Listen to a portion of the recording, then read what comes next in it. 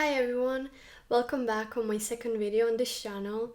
Before we begin, I just want to say thank you to all of you.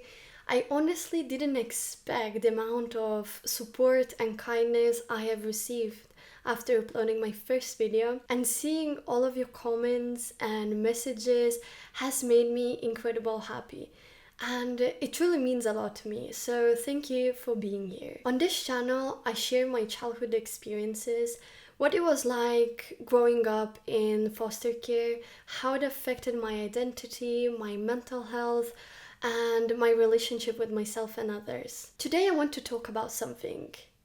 What happens when a child loses the only word they have ever known? Before I go into that, I need you to take back with me where it all began. My name is Greta, and I grew up in foster care institution with my sisters. I was 4 years old when I arrived there, and for many years that place was my entire world. Not many people talk about what it actually feels like to grow up in somewhere where nothing truly belongs to you. For example, not your room, not your clothes, not even the toys, or not even the sense of permanence. But today I will. And so, this isn't just about sympathy.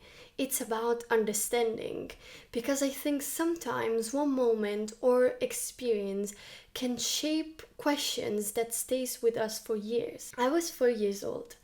Of course, I don't remember every detail of that day, but I do remember enough that my life changed forever.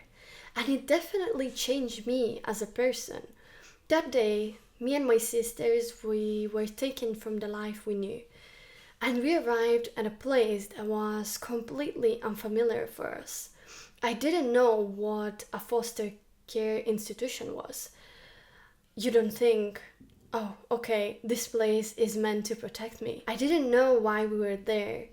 And I didn't know how long we're gonna stay or if we would ever go back. You were simply a child, scared, confused, and frustrated, watching everything familiar disappear without knowing where you're going or what comes next. You're wondering where your parents are and hoping they will come back and take you home.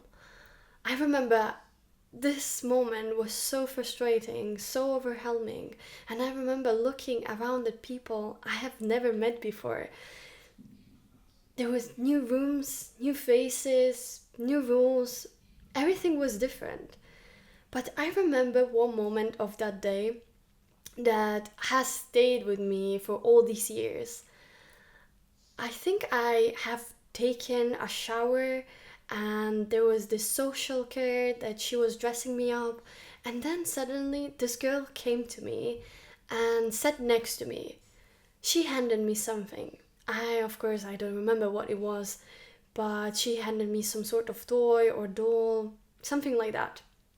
And she handed me it and just simply smiled at me. I don't remember if we even spoke, but I remember how that small act of kindness made me smile. And for just a moment, in a place like that felt completely unfamiliar for me, someone made me feel a little less alone. For a long time, I saw this only as an early memory.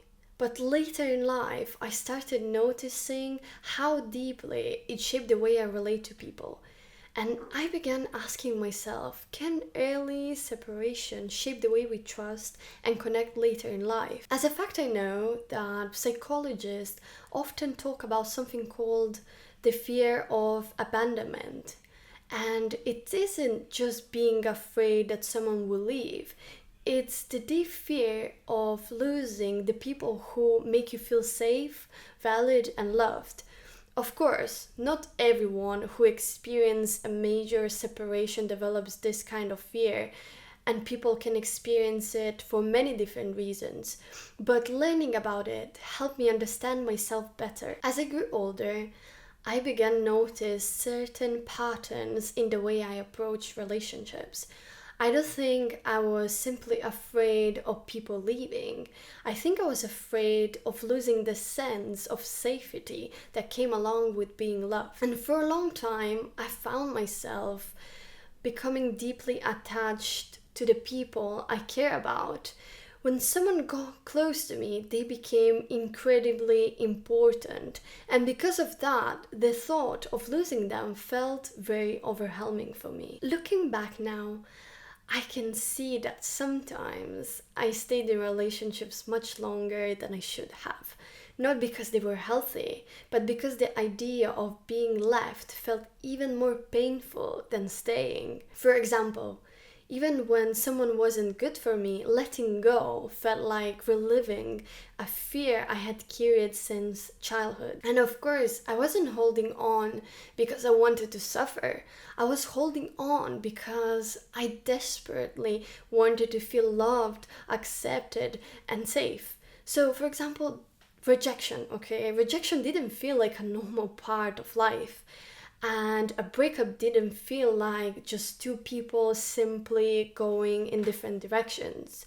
To me, it often felt like losing my place in someone's world, and every goodbye seemed to awaken something much older than the relationship itself. It took me years to realize that these reactions weren't signs that I was too weak or too emotional. They were just signs, patterns I had to develop while trying to survive and adapt to experiences I was far too young to understand. And recognizing all of that became one of the most important parts of my healing, because it allowed me to understand where those fears came from and slowly learn how to separate my past from my present. And of course, today I can't say that one single day explains everything about who I became, but I know it shaped the way I see the world.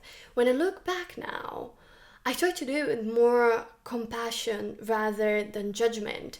I don't see a broken little girl running around. I see a child who was doing her best she could with the circumstances she was given. And maybe that's why I wanted to share this story.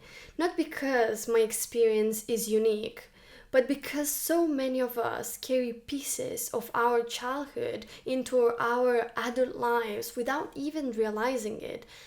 And sometimes understanding where those pieces come from is the first step towards healing. So the experiences that shaped us will always be part of our story, but they don't get to write the rest of it. Thank you for spending these few minutes with me. If this story resonates with you, or if you have ever experienced something similar, I would love to hear your thoughts in the comments.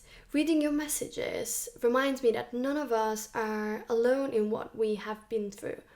If you would like to follow this journey, don't forget to subscribe so you don't miss my next episode.